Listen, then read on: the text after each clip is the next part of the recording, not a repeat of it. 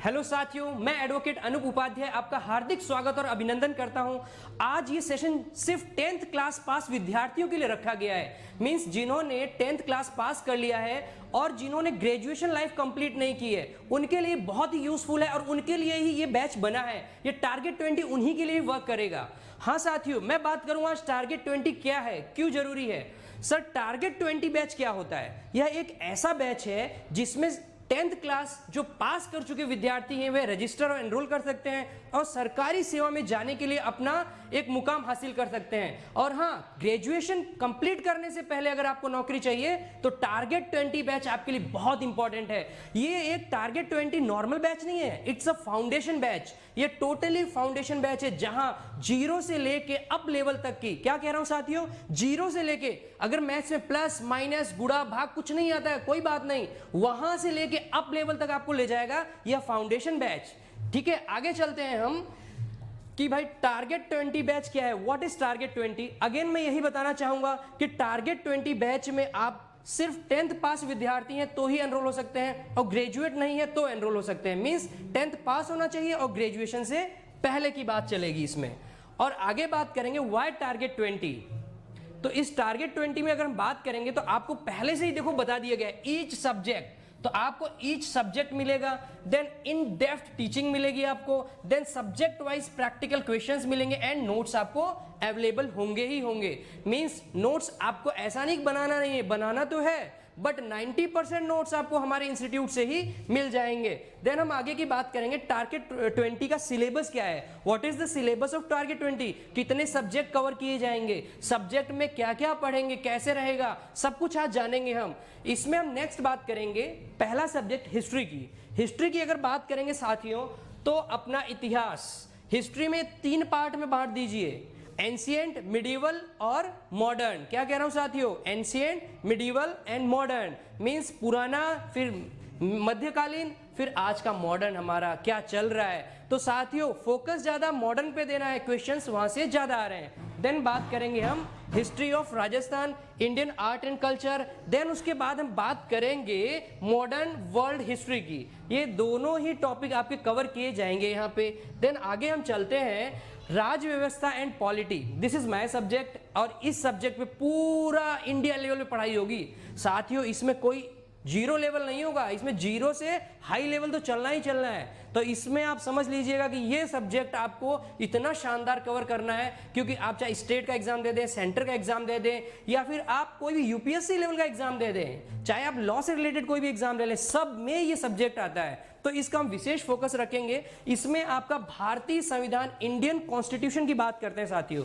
Indian constitution में हम क्या कवर करने वाले हैं, इसमें हम आर्टिकल 1 से लेके, क्या कह रहा हूं मैं, आर्टिकल 1 से लेके आर्टिकल 395 टोटल इसमें कवर होगा। इसके साथ साथ इसमें अमेंडमेंट्स, क्या क्या संशोधन हुए हैं। अमेंडमेंट्स का मतलब संशोधन, कितने संशोधन हुए हैं, कौन से संशोधन में क्या बोला गया, सारी जानकारी लेंगे। फिर बात करते हैं सेंटर एंड स्टेट रिलेशन की।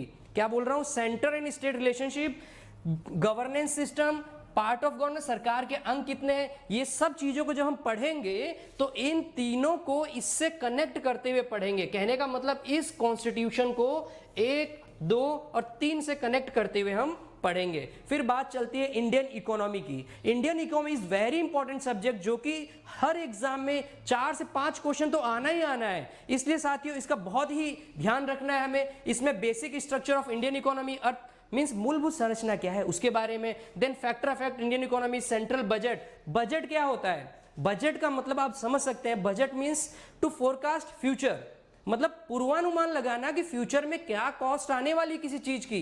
तो ये इंडिया लेवल पे पढ़ेंगे साथियों। देन हम बात करेंगे आगे, हाँ हम इंटरनेशनल ट्रेड, डिफरेंट पॉलिसीज, सारी कुछ जानकारी इसमें लेंगे। फिर बात आती है भूगोल की, geography, one of the important subject. अगर आपने भूगोल पढ़ना है तो मैप जानना बहुत जरूरी है साथियों। तो मैप की इंपॉर्टेंट क्लास, इनिशियल लेवल पे मैप की सारी क्लासें होंगी। अगर आप जियोग्राफी जानना चाहते हैं, आपको इंडिया का मैप नहीं पता है, राजस्थान का मैप नहीं पता है, यूपी का मैप नहीं पता है, आपको हमारे पर्वत श्रृंखलाएं नहीं पता है, तो आप भूगोल को भूल जाइएगा। इसलिए साथियों जीरो से पढ़ना है, भूगोल को पूरा हम इन डेप्थ कवर करेंगे।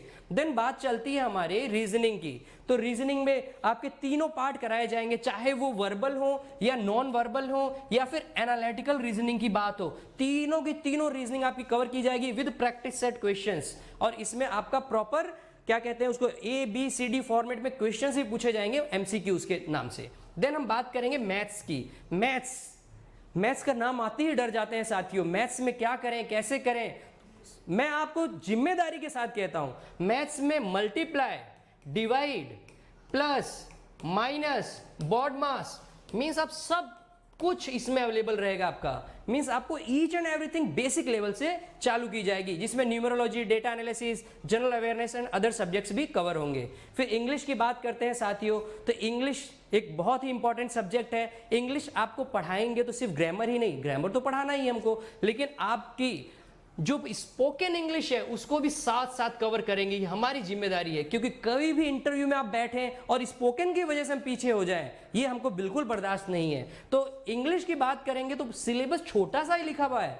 क्या क्या लिखा हुआ है? Noun, pronoun, adverb, adjective, tense, voice, clauses, models, speech and each and everything. But इसमें अभी भी कुछ चीजें नहीं लिखी हुई हैं, वो अंडरस्टैंडेबल है, कराई जाएगी। For example one word substitution, क्या बोल रहा हूं साथियों, वन वर्ड सब्सटीट्यूशन 100% आपका होगा। एंटोनिम्स की आपका 100% होगा, ऐसा नहीं घर पे जाके लर्न कर लो, यहां पे ही लर्न कराया जाएगा। सिनोनिम्स आपको क्लास में लर्न कराए जाएंगे। तो सारे सब्जेक्ट आपके कवर होंगे साथियों। इसी के साथ मैं विदा लेता हूं, आपका अनूप उपाध्याय।